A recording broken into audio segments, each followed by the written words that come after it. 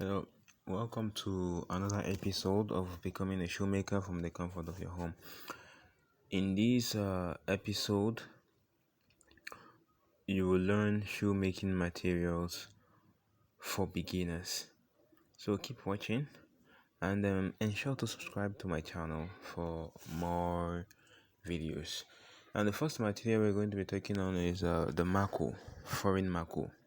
There are different types of mako and it comes in sizes also.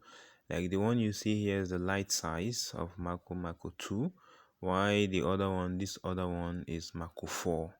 And there's the other kind of mako 4, which is the soft one, which you're seeing right now. This is the soft mako. It's soft and it's very comfortable for foot making. Mako generally are used in foot making construction, foot mat construction. When you're constructing foot mat, mako is a very fundamental material you use.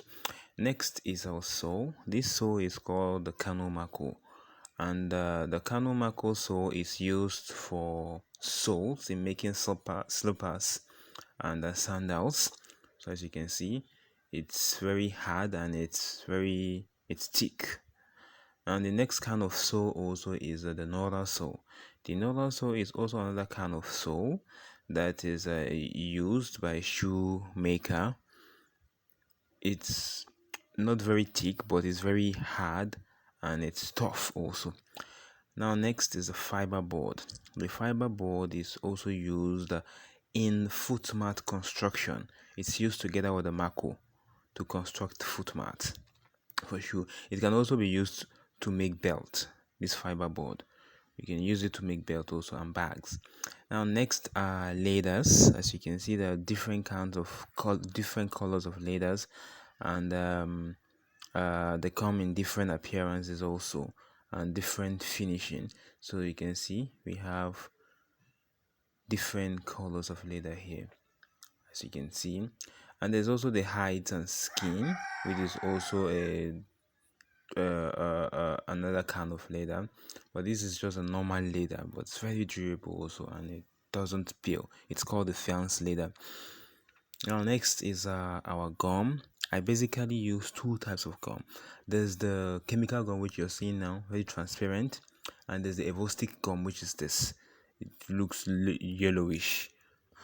The chemical gum is used mostly for cover shoe making, and it's used for surfaces that are hard, while the evostick is used for sandals and slippers. Next is a ready-made sole. This you can get from the market. All you need to do is just make the insole and then the upper of the shoe on it. So this particular one has welt. If you look carefully, you see at the edge, the side of the sole over there. So you make the foot mat and just insert it inside the. Now this other one, it doesn't have welt. As you can see, it's very flat, completely flat. The side, you can see the side is completely flat. It's also another kind of foreign sole. They call it a weltless. That is all about the basic shoe materials you need as a beginner in shoemaking. Please do ensure to subscribe and hit the notification bell